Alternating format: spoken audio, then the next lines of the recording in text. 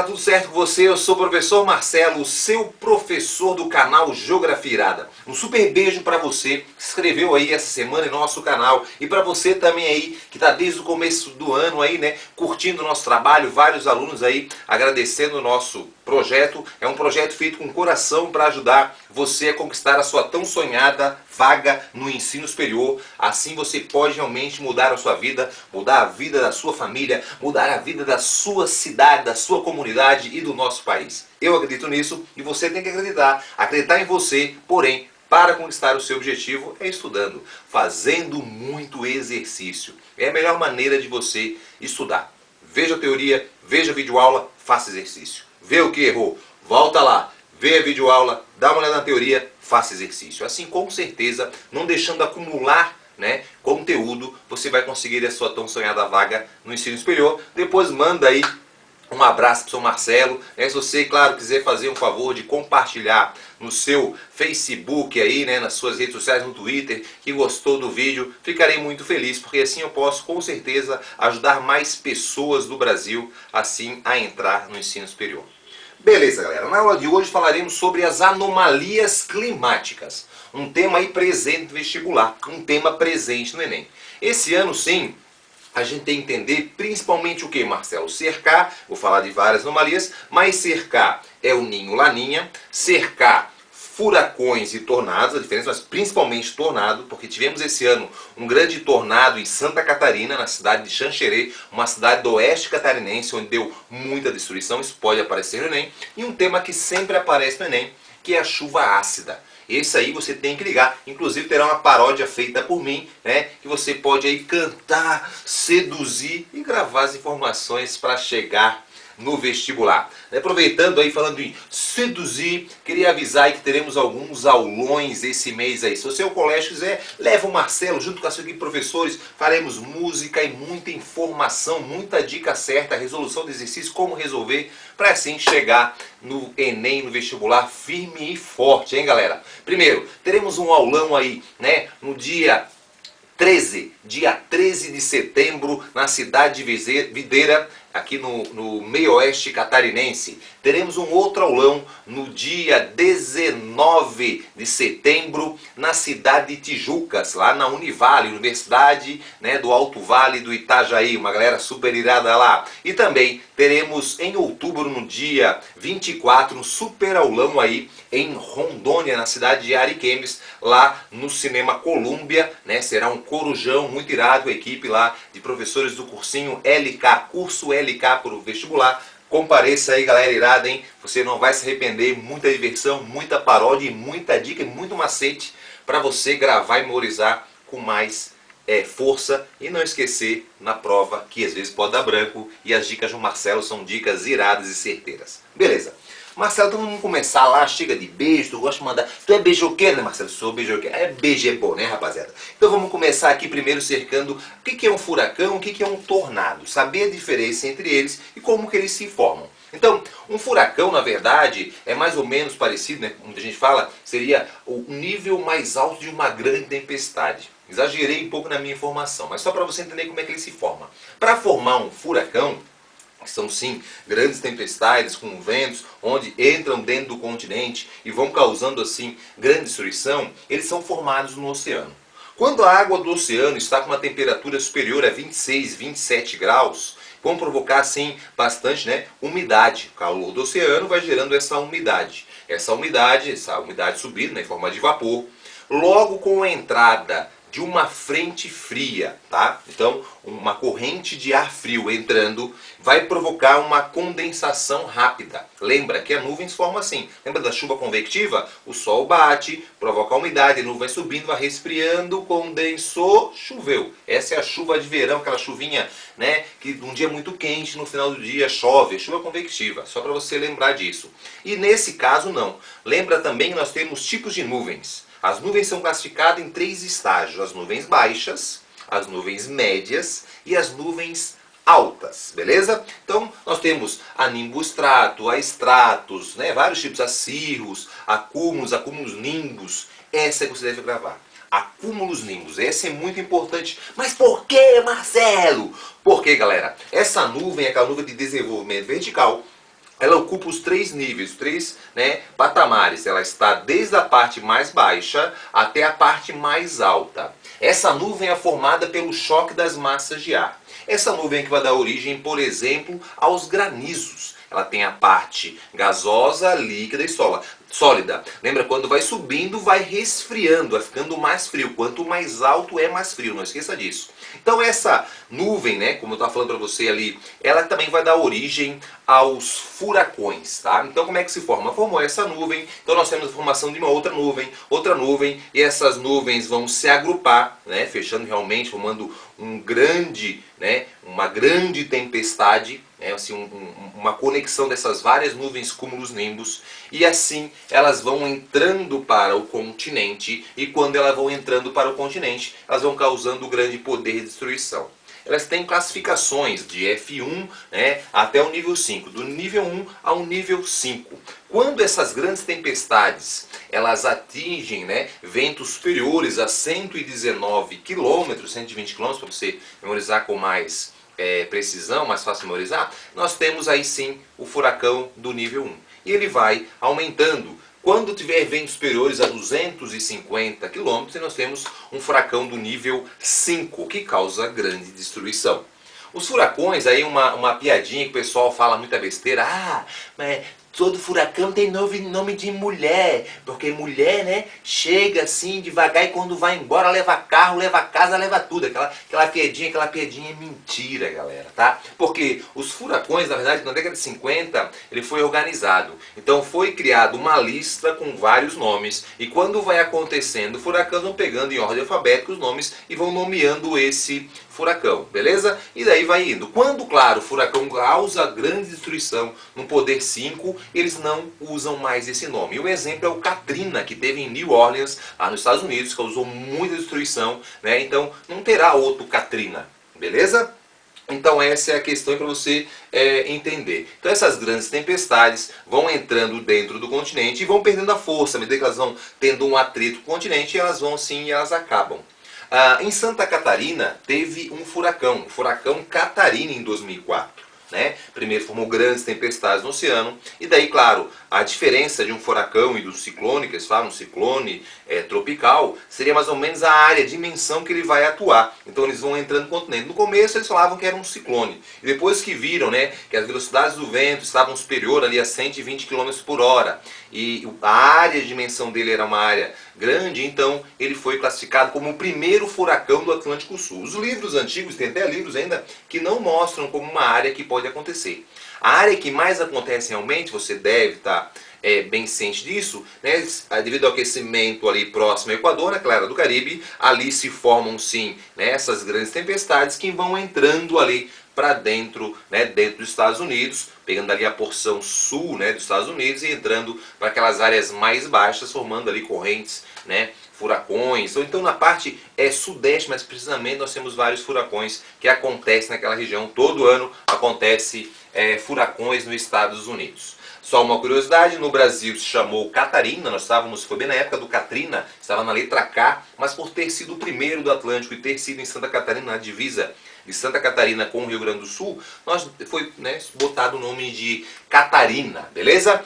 Deu morte também nesse furacão de Santa Catarina. Nós tivemos aí cerca de 4 mortes, milhares de desabrigados, muita destruição, um prejuízo de bilhões de reais. Realmente foi algo que trouxe grande destruição e tristeza para o povo aí do sul de Santa Catarina e também o nordeste do Rio Grande do Sul. Foi entre Santa Catarina e Rio Grande do Sul, não esqueça disso. Tranquilão, galera? Beleza. Também uma curiosidade, no meio do furacão, que é o olho do furacão que eles chamam, né? Nós temos ali, devido àquela área, né? Nós temos uma área de ar mais frio. Ali nós temos ventos bem calmos, onde causam muita destruição, porque vem a primeira parte do furacão e quando passa, por exemplo, naquela região do olho do furacão, a pessoa pensa que acabou a tempestade, sai para a rua e vem a segunda parte muito forte e assim causando muita destruição e muita morte. As pessoas morrem naquele momento ali, porque a pessoa não vê assim vindo um furacão. Ela vê grande tempestade, com muito vento, ventos fortíssimos, né, grandes temporais, né, que daí que sim causam grande destruição. Espero que tenha entendido. Tá, Marcelo, e o tufão? Qual é a diferença do tufão? Na verdade é apenas uma nomenclatura. você deve ter aprendido que no hemisfério norte, né, o movimento circulatório é anti-horário e no hemisfério sul ele é horário. Então lá na Ásia, por exemplo, né, pegando o sudeste asiático, quando vem essas grandes tempestades que vão dar origem ao furacão, lá eles chamam de tufão. Outras áreas chamam de ciclone extratropical, mas os nomes mais famosos, né, lembrando lá na Ásia, no sudeste asiático, é tufão, e aqui na América a gente chama de furacão, mas é o mesmo sistema. E o tornado, Marcelo? O tornado é um pouco diferente. O tornado pode se formar, né, no oceano, só quando ele se forma no oceano a gente chama de tromba d'água, e quando ele se forma no continente é o tornado. Então o tornado também se forma através daquela nuvem especial chamada cumulus nimbus, tá? Então nós temos ali aquela nuvem de desenvolvimento vertical, então teve lá, por exemplo, tinha uma umidade na atmosfera, veio um ar frio, né, e daí condensou rapidamente, formou aquela nuvem de desenvolvimento vertical. Então nós temos ali, lembra que o ar quente ele sobe, então vai subindo, levando a umidade, chegando lá em cima, ele esfria e ele desce. Então isso vai gerar um movimento, claro, circulatório, e daí vai descendo aquele em forma de funil, aquele espiral, que toca no continente e vai seguindo, né, uma linha que vai causando grande destruição. Tá? Um tornado ele tem um poder, ocupa uma área menor, né? Mas também pode passar aqui do lado, da casa do lado, teu vizinho não acontecer nada. Ele passa na sua residência do lado, não acontece nada ali. Por que acontece isso, né? Então, ele atinge ventos aí que podem chegar a 500 quilômetros por hora, que seria o F5, o mais famoso na escala de Fujita, né?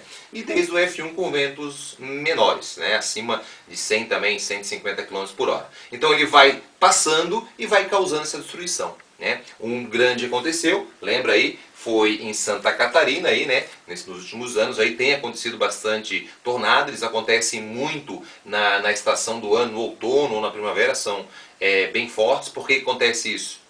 Porque nós temos a estação, uma temperatura, por exemplo, nós temos dias quentes e dias mais frios. Então nós temos a possibilidade de massas quentes e massas frias se chocarem com mais facilidade. Essa seria a explicação. No verão, a forte atuação de massas quentes. A massa fria não tem grande poder. No inverno, a massa fria atua com mais poder. E na primavera e no outono, nós temos a meia estação, dando essa possibilidade, galera. Beleza? Então essa é a diferença entre tornado e furacão. Fácil para você. Tá, Marcelo, e agora o próximo assunto? O próximo assunto, a gente vai falar para você de chuva ácida. Como é que é a chuva ácida? A chuva ácida, né? Primeiro, toda chuva é ácida, né? Medida pelo pH. O pH 7 é o pH neutro da água normal. A chuva normal, geralmente, é de 5 a 7, até 7. Então, grande parte das chuvas tem uma acidez. Ela é um processo meio que natural, essa chuva ácida, né? Elas são formadas dos gases, por exemplo, de vulcões, podem dar origem à chuva ácida.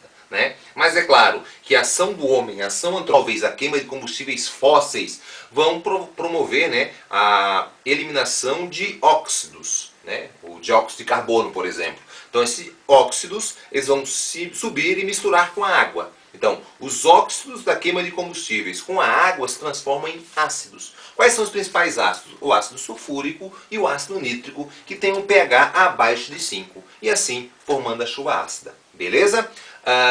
Um outro detalhe, então lembra, é um óxido que se mistura com a água e se transformou num ácido.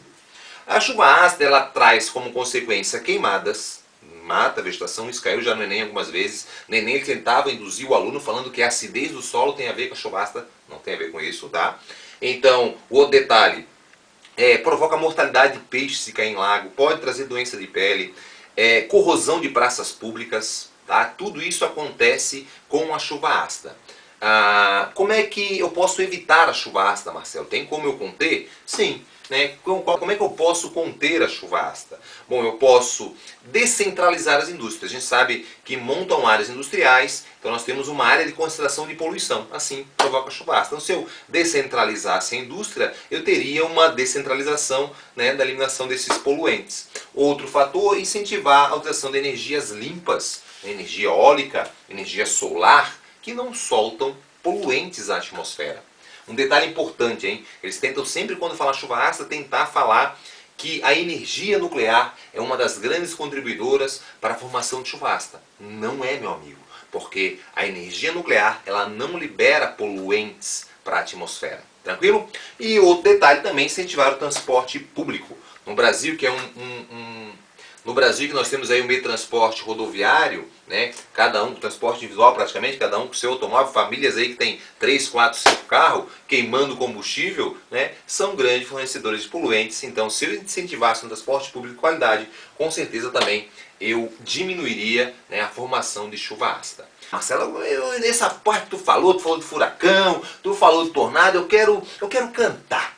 Galera, vem uma super paródia aí pra você que eu fiz aí, uma paródia iradaça, que se você souber ela, você vai detonar a chuva ácida. Então eu peguei a música lá do Tiaguinho, que ele fez a fugidinha, o Marcelo fez a chuvidinha. Então ficou assim, ó. Tem a chuva ácida, agora você vai entender. Água com os óxidos, ácidos vão converter. O avanço industrial desordenado e desigual vão colocar tudo a perder. Geram as queimadas, corroem as praças e tal. Detonam as florestas, chuva ácida destrói legal. Ácido sulfúrico ou ácido nítrico, pH bem abaixo do normal. SO2 se oxida formando SO3. Esses gases dissolvidos vão ferrar vocês. Vestibulando, se prepare, não errar depois. Quem gera o HN3 é o NO2. O jeito é combustível limpo pra você, o jeito é pegar mais busão pra locomover. Se você quer o nosso planeta agradecer, descentralize indústria, mas limpo a voltei. Oh, a voz é muito boa, né, galera? Para fechar a aula, vamos falar um pouquinho para você sobre inversão térmica e também ilhas de calor, que são temas aí que parecem também muito tranquilos, tá? Então vem comigo primeiro, inversão térmica, o nome disso, é uma inversão da temperatura. Vou largar aqui a imagem para você. Então nós temos o fluxo normal mostrando, né, quanto mais alto, mais frio. Então quente, frio e mais frio. E na inversão térmica acontece o quê? Então nós temos o ar frio que desceu na madrugada, devido aos poluentes formados, né, que saem das indústrias, por exemplo. Aí nós temos o ar frio fica preso e o ar quente fica estacionado em cima. Ela é uma anomalia típica de inverno. Então nós temos uma inversão da temperatura. O fluxo normal era ser quente, frio, mais frio. E fica, na verdade, uma coluna de ar quente, devido à poluição, no meio de duas colunas de ar frio. Tranquilo?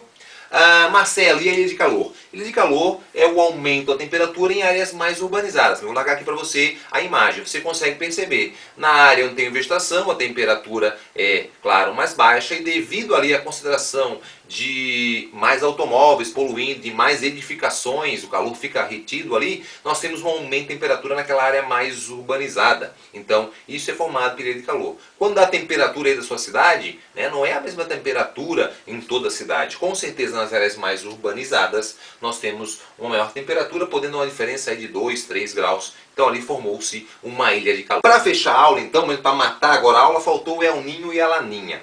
O El Niño é uma anomalia climática formada pelo aquecimento das águas do Oceano Pacífico. O nome El Niño, não esqueça disso, é o menino. Oh, Marcelo, é o menino, é. Sim, por que esse nome? O Peru, que é um grande país pesqueiro aqui, né, um país andino da América do Sul, ele percebeu, né, que há alguns anos a água ficava mais quente. Isso afetava, claro, a pesca deles. Então, quem que eles botaram a culpa? Não tinha uma explicação científica. Foi Deus que aqueceu a água. Então, Deus aqueceu, como o aquecimento é maior em dezembro, que é mais, né, a estação mais quente, então nós temos ali o menino Jesus. Então o nome ficou El Niño devido ao menino Jesus. O El Niño atua em várias partes do mundo. No Brasil, nós temos, sabendo no Brasil, na porção norte e nordeste, o El Niño traz mais seca, mais estiagem, né, levando lá um ar mais seco. Para a região sul e sudeste, o El Niño traz mais chuva. Então vem aqui trazendo mais chuva. Esse calor vai bater aqui, com a frente fria chegando, traz mais chuva. Tranquilo? E a Laninha, Marcelo? A Laninha é a menina. Ah, Marcelo, é a menina. Por quê? Porque a menina Jesus não. Né? Porque, ao contrário do El Niño, eles viram uma anomalia diferente e botaram o nome de Laninha. O homem chega todo quente e a mulher esfria parada. É mais ou menos assim. Então, a Laninha seria o resfriamento da água do Oceano Pacífico. Então, na verdade, por que ele é cíclico? Porque nós temos o processo de ressurgência. A água quente está em cima, a água fria está embaixo. Vai ter movimento circulatório, a água fria fica em cima, a água quente fica embaixo. Então, quando isso acontece, nós temos o ano de Laninha. Isso é cíclico, demora 1, 2, 3 anos, depende da intensidade. Tá? Então, a Laninha para a nossa região, sul e sudeste, onde eu moro aqui no sul, sabem disso, aqui ela traz mais seca, estiagem, prejuízo na agricultura. E em anos de laninha, para a região norte e nordeste, nós temos mais chuva.